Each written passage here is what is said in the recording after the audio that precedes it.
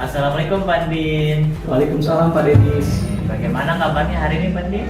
Alhamdulillah baik Pak Denis. Gimana kabarnya Pak Denis juga hari ini? Alhamdulillah, saya juga baik Pak Din. Oke, Pak Din katanya mau melaksanakan coaching dengan Bu Tanti ya? Ya Pak. Oke. Baik Pak Din. Sebelum melaksanakan coaching, ada beberapa hal yang ingin saya obrolkan Pak Din. Ya boleh Pak. Begini Pak Din, nanti ketika Pak Din melakukan coaching dengan Bu Tanti, izinkan saya melaksanakan observasi ya Pak Din ya. Ya boleh Pak. Artinya saya nanti mengamati aktivitas coaching Bapak, apakah nanti langkah-langkah Tirta dilaksanakan oleh Pak Din atau tidak. Kemudian nanti saya ingin mengamati juga tentang kompetensi-kompetensi yang harus dikembangkan oleh Pak Din. Boleh ya Pak ya? Ya, Oke. tentu boleh sekali Pak. Oke, sebelumnya saya ingin menanyakan sesuatu hal dulu ya Pak Din ya. Ya boleh Pak. Yang pertama, kompetensi apa yang ingin Pak Din kembangkan dalam proses coaching ini Pak? Gini Pak, kompetensi yang ingin saya kembangkan pada kegiatan coaching kali ini yaitu tentang kompetensi inti pada coaching itu sendiri Pak. Yang pertama kehadiran penuh, yang kedua mendengarkan aktif, dan yang ketiga adalah mengajukan pertanyaan-pertanyaan yang berbobot kepada coachingnya. Oke, berarti ada 3 hal ya Ya. yang ingin Bapak sampaikan ya. Dalam hal ini kompetensi inti, kehadiran menu, mendengarkan aktif, dan mengajukan pertanyaan berbobot. Nah, di antara dari ketiga kompetensi ini, kira-kira mana yang lebih spesifik yang ingin Pak Din kembangkan? Nah, dari ketiga kompetensi tersebut yang secara spesifiknya yang ingin saya kembangkan yaitu mendengarkan aktif Pak, kemudian mengajukan pertanyaan yang berbobot kepada coaching ya Pak Denis, Ya. seperti itu. Baik, jadi ada 2 ya Pak ya. Ya. Yang pertama, mendengarkan aktif dan juga mengajukan pertanyaan yang berbobot. Nah, kira-kira nih Pak Din, indikator ketercapaian dan tujuan pengembangan apa yang ingin Pak Din capai seperti apa? Nah, di sini indikator ketercapaian yang ingin saya capai, saya akan melihat coaching sudah bisa mencari solusi tentang masalah yang dihadapi, kemudian juga coaching memiliki rencana aksi ataupun rencana ke depan yang harus dilakukan untuk mengatasi masalah yang didapatkannya. Baik, jadi indikator ketercapaiannya itu coaching bisa menyelesaikan atau menemukan solusinya ya Pak Din, dan Ya. juga memiliki rencana aksi sebagai solusi dari permasalahan tersebut ya Pak ya. Ya Pak. Baik Pak, terima kasih untuk jawabannya. Silahkan Bapak melaksanakan proses coaching dengan sebaik-baiknya. Nanti setelah selesai kita ngobrol-ngobrol lagi ya Pak ya. Siap Pak. Baik, silahkan Pak Din. Ya. Assalamualaikum Pak Din. Waalaikumsalam Ibu Tanti. Bagaimana kabarnya Ibu Tanti hari ini? Alhamdulillah baik Pak. Kemarin Ibu Tanti sempat bilang ke saya jika ada yang ingin Ibu bicarakan. Nah, gimana Bu? Ada yang bisa saya bantu? Iya Pak, begini saya mau sharing tentang permasalahan yang sedang saya hadapi sekarang Pak. Oh, silakan Bu. Semoga dengan obrolan kita nanti kita mendapatkan solusi dari permasalahan yang Ibu Tanti temukan atau hadapi. Baik Pak, saya akan bercerita begini Pak. Saya mempunyai permasalahan di kelas. Saya tuh punya anak yang suka jahil Pak di kelasnya tuh. Nah dia tuh laki-laki Pak. Dia tuh sukanya jahil, usil, mengganggu temannya. Kemudian kadang tuh ke perempuan Pak melakukan hal tersebut. Kemudian pernah waktu itu Pak dia melempar penghapus, kemudian mematahkan penggaris gitu Pak. Nah ya pastinya ya anak yang perempuannya tuh ya nangis ya Pak Iya. gitu. Oh iya ya, begitu Ibu Tanti. Jadi Ibu Tanti ini punya permasalahan terkait dengan siswa, bahwa ada seorang siswa ataupun murid yang suka usil, Iya. nah ataupun jahil kepada teman-temannya. Terlebih kepada siswa perempuan ya Bu. Iya. Nah, sehingga di sana mungkin menimbulkan apa ya kepada siswa perempuan tersebut sampai menangis tadi yang disampaikan. Nah, dari percakapan ini kira-kira apa sih yang ingin Ibu Tanti harapkan dari perbincangan kita siang hari ini?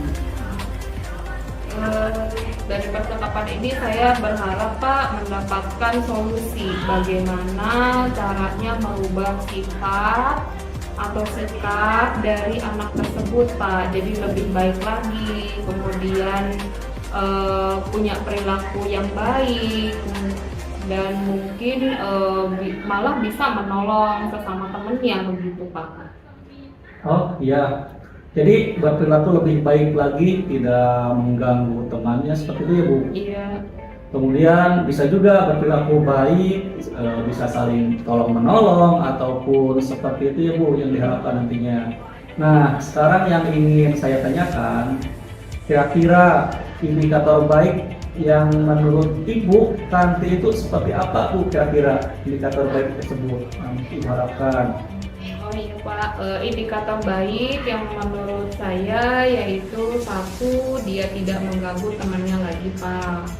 Kemudian kedua, saling membantu, tolong menolong.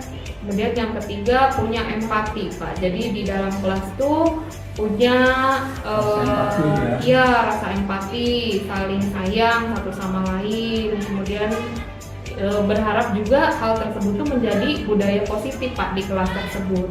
Gitu. Iya betul sekali apa yang Ibu Tanti katakan tadi. Nah, sekarang apa sih yang bisa Ibu Tanti lakukan supaya orang tersebut atau siswa tersebut bisa berubah perilakunya, memenuhi tadi indikator baik menurut Ibu Tanti. Nah, kira-kira apa Bu yang bisa Ibu lakukan? Baik, mungkin Pak pertama kali yang saya akan lakukan adalah membuat kesepakatan kelas Pak. Jadi kesepakatan kelas itu kenapa saya pilih? Karena kesepakatan kelas itu menurut saya ya Pak, jadi ide atau gagasan yang mereka sampaikan itu sudah disepakati karena timbul dari dirinya sendiri gitu. Misalnya disiplin datang ke sekolah dengan tepat waktu, kemudian saling menghormati, saling menyayangi, seperti itu Pak. Kemudian yang kedua, saya berencana akan memutar video di dalam kelas pada saat pembelajaran. Jadi pada saat pembelajaran tersebut saya akan memutarkan video tentang hal-hal yang baik sehingga mereka mungkin bisa terinspirasi atau memotivasi lah mereka untuk berbuat baik, dan mereka juga mengetahui mana yang baik, mana yang buruk gitu untuk dilakukan antara pertemanannya mereka, seperti itu Pak. Wah, baik Bu, luar biasa sekali rencana yang Ibu ungkapkan tadi. Nah, dari rencana tersebut kira-kira apa nih bisa Ibu Tanti lakukan?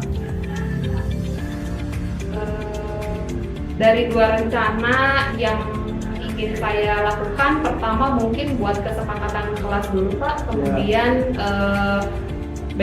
besoknya kalau saya ketemu lagi di kelas tersebut, saya akan memutar video tentang kebajikan seperti itu. Nah, baik Bu. Nah, sebagai bentuk tanggung jawab, kira-kira tepatnya kapan Ibu akan lakukan itu? Insya Allah besok Pak akan saya laksanakan dan mudah-mudahan saya bisa melakukan hal tersebut dengan konsisten. Wah, luar biasa sekali Bu Tanti. Jadi segera dilaksanakan ya Bu rencana aksinya. Semoga dengan rencana tersebut siswa tersebut bisa berubah perilakunya menjadi sosok yang lebih baik lagi sesuai yang Ibu harapkan tadi. Lebih baik Pak, terima kasih. Nah, tadi kita telah berbincang cukup lama Bu. Sekarang bagaimana perasaan Ibu Tanti?